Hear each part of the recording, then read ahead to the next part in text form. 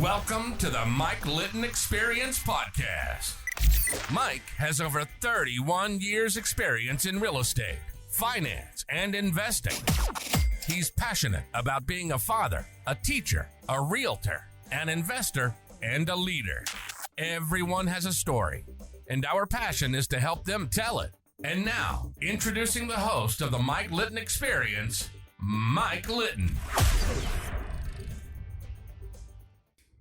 So what can you expect from the Mike Litton Experience? You can expect stories that will inspire, motivate, advice that will sharpen your focus, and expert information on real estate, finance, and market conditions. Right. That was a problem on me because Cool. I still remember reading the acceptance letter specifically for UCLA and my mom crying. Yeah. Because she's just like, for her, she raised a son that was able to go that far. And yeah, it was, like I said, it was a culmination of a lot of hard work, but I knew I wasn't done. Yeah. So I was just typing to schools, and then I got an email probably like a week after I got it to all three from UCSD specifically saying, hey, you qualify for the Chancellor Associate Scholarship, which is a full ride scholarship, basically because of your grades, had a near perfect 4.0 GPA. And so I was like, you know what, I'm just gonna stay local to San Diego. Mm-hmm. I'm already from here, Mm-hmm. but I will live on campus because of course I want to, be involved and do everything I can. And so, yeah, I accepted the scholarship, started in the summer of 2017. I did a summer bridge program. Yeah. Took 2 classes to basically get ahead on credits. Sure. Knocked those out. And then from August of 2017 and 2019, went to UCSD for 2 years. I worked 3 jobs at the time. So I was a tutor and I was a mentor for 2 organizations while still maintaining a 4.0 GPA. That's awesome, man. Yeah. So let me ask you about the tutor and the mentor thing. Yeah. So what did being a tutor teach you? It taught me how to communicate with people. Okay. Specifically, explain seemingly complex topics and breaking them down and keeping them in a simplistic way. Okay. It's sort of like what Einstein said: if you, in anything in life, if you know something but you don't know how to explain it to a stranger, you don't really know it. Yeah. So that's what it really reminded That's me true. of. Like, hey, if I know a concept about writing, about grammar, something that can seem foreign to a lot of people, especially at UCSD, you have Complicated, that kind of thing. you have people from everywhere in the world. Yeah. If you can't explain that, you're not a good writer yourself. Gotcha. And so that was a good thing because I also got to be a better writer myself. Right. And I found as I tutored more, I did in fact become a better writer. Yeah. Because I got It's amazing how that works. If you're going to master something, Yeah. go teach it. Yeah. Right? If you can teach it and you can do it in an effective way, that's mastery. Yeah. And I learned different writing strategies because obviously I'm reading different people's papers, Yeah. how they go about things, how they reason things. Mm-hmm. And it was amazing. And Okay. that was a very humbling experience because I got to especially also teach people who were in remedial classes in UCSD Yeah. and writing programs Yeah. and see them blossom into college level writing. I remember I still have a student because there's a writing program at UCSD called, I forgot what the actual full name is, AWP, which Okay. is remedial English. Okay. So people may, for example, they're at UCSD, but English is their second language. Right. So they're there trying to get accustomed to the actual grammar and rigor. And I had this one student where she literally started in AWP, came to me for tutoring. We went over all her papers, talked about analysis, how to structure a paper, how to construct a thesis, make an argument. And literally within a year's time, she passed that class and then passed all her her college level writing classes, where it was so beautiful because by the time that I started training new tutors where they were shadowing me, Mm-hmm. that same student was in one of my sessions and she was finishing my sentences That's awesome. because she already knew what I was going to say. Yeah. Or she was anticipating what I was going to say. And it was just beautiful because that's where That I was is beautiful. She picked up on what we were teaching. That's like magic. Yeah. Man. That's a big deal. So I was very proud. And then for the mentorship, same thing. I'm just mentoring new transfer students Mhm. or students that are in the same major, same career that they want to pursue. And it's just beautiful. You sit down a specific time, meet with them, just ask them about life. Mhm. So instead of just talking shop or school, you can say, "How's your day going?" I'm here for you as a resource. Find them resources if they have a question. Right. Like just being that liaison for somebody really can help them a lot. Yeah. Coming alongside them is a big deal, Yeah. man. And what's interesting is I gave a talk at UCSD 2018. It was interesting because there was a student that I had grown up with many years ago in middle school. Mhm. And he was a friend that he actually got shot in a drive-by shooting and he got put in a wheelchair. But I had Oh, totally goodness. forgot about him because it had been many years. And the reason I bring this story because I was at UCSD and gave a talk Mhm. about something about school. And after the talk, this person in a wheelchair, who, mind you, from when I saw him during the talk, they looked familiar, but I couldn't put their name. Just couldn't quite Yeah, connect it. I'm like, I've seen this person before, but they ended up coming up to me. Yeah. And they said, "Hey, Rudy, do you remember me?" And I said, "No, with all due respect, I don't remember you." And they said, "I went to middle school with you, Rudy." And they said, "You were the reason I didn't kill myself." And I said, "Oh my goodness." He said, "Yes." He said, "When I lost my legs, you were telling everybody, do not bully me." And I said, "Man, I don't remember that at all, but I really appreciate that." That is so cool. And that's what I realized, the power of the voice, the power of being there for somebody. Because like I said, I personally... And leadership, that's leadership, man. I personally didn't remember that whole situation, but for someone to say, that I played a pivotal role in their life. Yeah. That saved their life. That's what he was telling you. That's where I realized that not only did my success, but also my actions really rub off on people. Yeah. That's when I finally realized. That's why we're doing this thing. Yeah. Right? That's literally why we're doing this thing. We're doing this thing because we know we're going to rub off on people. Yeah. And people are going to connect to your story, I guarantee it. Yeah, it was very powerful. So, and then when I went, that was 2018, moving 2019. I had the intention of going to law school. Mm-hmm. This was all the intention, I had the good grades and everything. And then finally in June of 2019, I graduated. That's when I was notified that I graduated in the top 6 of my graduating class. I was actually out of 400, right? 400. I was actually notified that I was the only Hispanic on that top 6 list. Yeah. And it's interesting because I still remember when I first started UCSD, and I got to meet a multitude of people. Of course, I met them throughout my entire time there, but I remember when I first went there, I met a lot of people where their parents were legacies. I mean, they went to UCSD or they went to Harvard, Yale. And I had this one good friend. His dad went to Cornell, went to Harvard. His mom was like board of trustees at Preuss. Yeah. Super well-established family. But I remember I always told my friends, "Hey, I respect where you guys come from, but at the end of the day, no one's gonna beat me." Yeah. And it's that mindset where every single day I had to be the best. Because how I looked at it growing up, I never looked at my environment as an impediment. And that's the one thing that I can really attribute to my life is that's what never held me back. Yeah. That's why I saw a lot of people get held back from. They say, "I'm from X neighborhood." And they made that an excuse. Therefore, I'm going to conform to X expectations and become that. And I think I had a great mother, but I also had a great uncle. He was that father figure in my life. And he always told me growing up, never blame your environment, blame your effort. Ooh. At a young age, he told me that. Ooh, I like that. He's a sheriff. I'm going to steal that. Is that okay? Yeah, absolutely. I remember even when I was younger, whenever I acted out or, talked back, he never yelled at me. Total opposite of my dad. Yeah. But he just reasoned with me and said, "Look, I know where you came from. I know what you've experienced. I don't negate that at all. Yeah. But I will tell you, life isn't hit you in the mouth." Your uncle, is that your dad's brother? No, it's my mom's brother. Okay. So is it possible that he knew how your dad treated you? Yes, he actually almost... Maybe he's trying to counterbalance He that? actually almost got into it with my dad before, protecting me. Yeah. When that whole divorce happened, because it was contentious where my dad did get arrested because he came to my grandma's house because at the time we were living with my grandma post-divorce where it was still going on. And he threatened my family and my uncle at the time was, he just started becoming a deputy sheriff. Mm-hmm. He went out there and, told my dad, "You're not welcome in this house."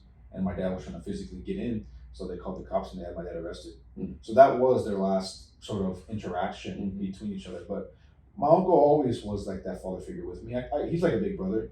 And he, like I said, he's still a sheriff to this day and he joined the Air Force. Like just, for me, that was my role model. Mm-hmm. That was the expectation of like, that's the human being I want to be because he wasn't only just a hard worker like me, just a great human being. Like I've never seen my uncle cry, I've never seen my uncle complain. It's just put out and that's it. And I remember he sat me down one day and said, "Look, Rudy, whatever you want to be in life, I'm there for you. But I don't want you to adopt a mindset of victimhood." Mm-hmm. Because my uncle, in the same fashion, he grew up in the same neighborhood, City Heights, and he watched his own brother, my other uncle, get sentenced to life in prison. Oh my gosh. In 1997. And you got to think what that even does to somebody like him, too. Yeah. Especially back then, it was even worse. Like ripples on a pond, man. But my uncle told me, "I saw my own brother get sentenced to life in prison. What do you think that would have done to me?" He said, "I had to make my own conscious decision." Yeah. And then when he put it into perspective like that, it made me realize I'm not the only one that goes through things. Yeah. Everybody goes through things. Absolutely. But it's fundamentally upon the individual whether or not they actually want to act on it or choose to. It's a decision. Yeah, it's a decision that you make. So that right there was always there. Mm-hmm. And so as I progressed through life, not only did I have the motivation of I want to be successful, by the time I got to UCSD, I already knew what I had to do to be successful. Yeah. I didn't have any worry, any qualms at all. Like I literally told my friends, you're going to sit over there in that classroom. I'm going to sit over here. We're competitors. Outside, we're friends. But in this classroom, I'm going to be number one. And a lot of people, that may be too forthright, but that's how I see it. Not too forthright for me. Yeah. But I've always saw it's a champion mindset. It's that simple. I've right? always believed in myself. And that's the thing. But it's also, it's your identity, right? And ultimately, that's part of what drives you. So it's you being congruent and consistent with who you are. Yeah. That's something people should respect. Yeah. I mean, that's not something somebody would or should criticize you for. I mean, people will criticize you for anything. Yeah, a person doesn't affect me. It's just things that I've always considered. Yeah. And that's the thing. I'm not a perfect human being. I make no pretense to being perfect. Of course, we're always growing. But in terms of my success, I've always looked at it like I'm never gonna allow myself to never give my best effort. Right. And anything that I do, at least gotta try. See, and that's inspirational. I mean, you're inspiring people right now. I guarantee you are. Yeah. You're inspiring me. So let me ask you something. Yeah. So we talked earlier with your sister in your office. Yeah. And we were talking about law school. Yeah. So let's talk about the law school thing for a second. Yeah. You mentioned, I asked you, why law school? And you said, well, because, go ahead. Just upbringing. I would say I saw injustices growing up. Also, like I said, my own family, I've been involved in incarceration. So I always felt that there was a duty to see if I can always help somebody in that sense. If they got involved in a crime or they were doing nefarious behavior, whether they were right or wrong, it wasn't my decision. It was just my job to be if I can help them. Right. And I thought law would be the agency to be like, Rudy, this is where you can step your hand into that arena and see if you can just help somebody. Anything. So let me ask you, if you went to law school, or let's say it this way, when you go to law school, because I'm going to stay on you till you do, I guarantee it. Yeah. So when you go to law school, when you graduate law school, are you going to be are you wanting to be a public defender? Not public defender. I probably do appellate.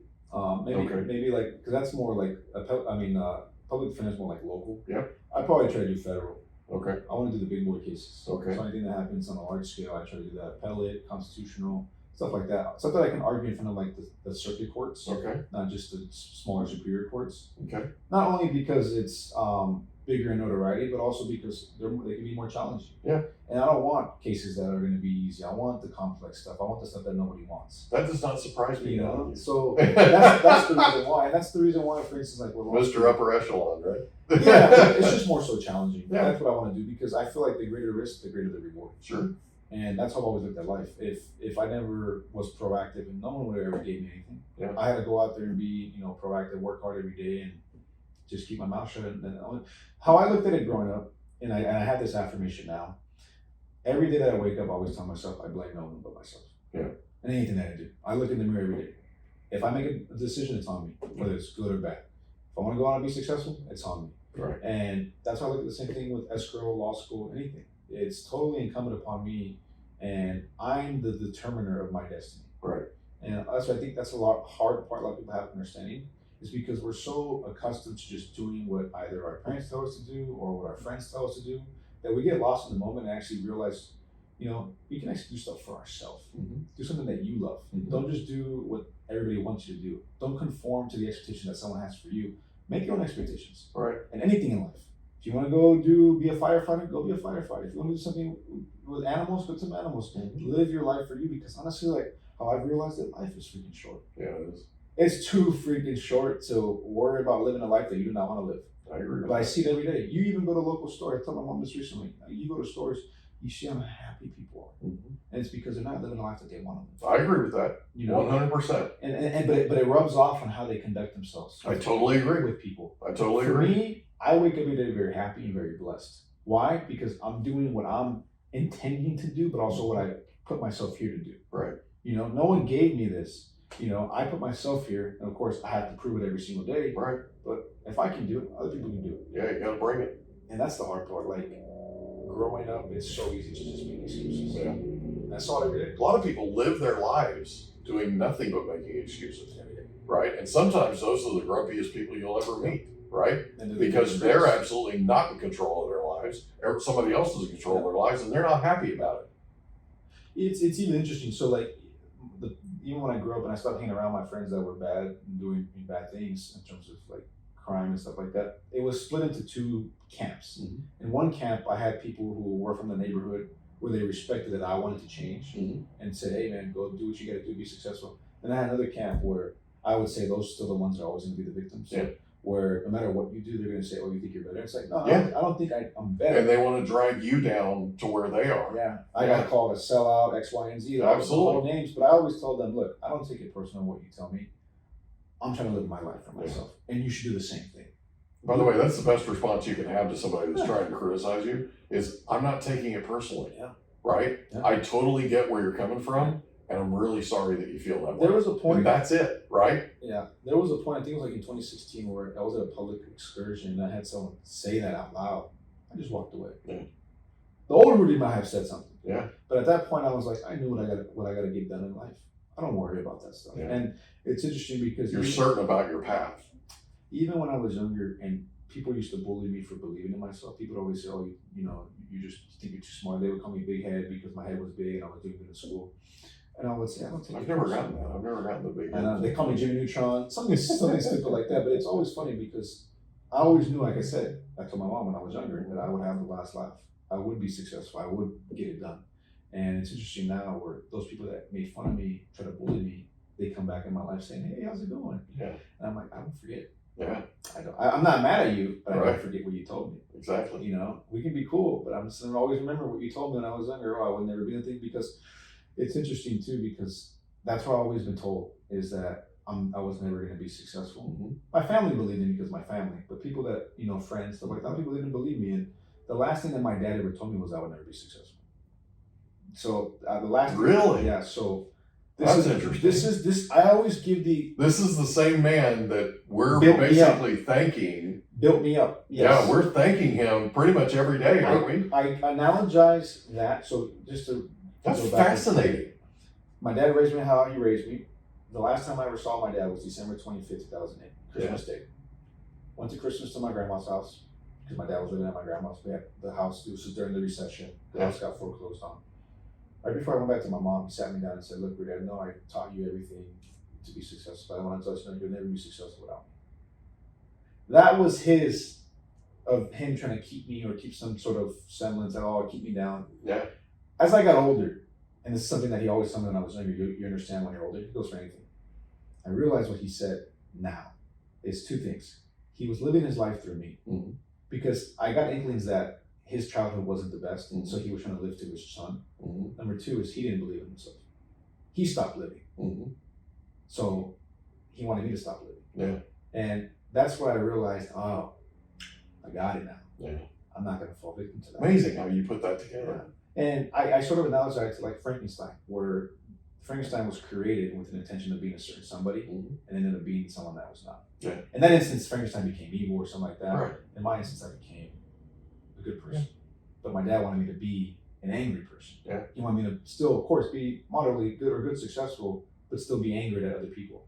Because the way that I was trained growing up is you win by any means necessary.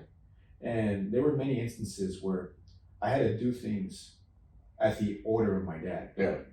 For instance, when we were playing baseball, there was an opposing coach that my dad did not like. And the coach's son was a catcher. And my dad said, if you go on base, I want you to crack his son. Stuff like that. This was 10 years old stuff. Yeah.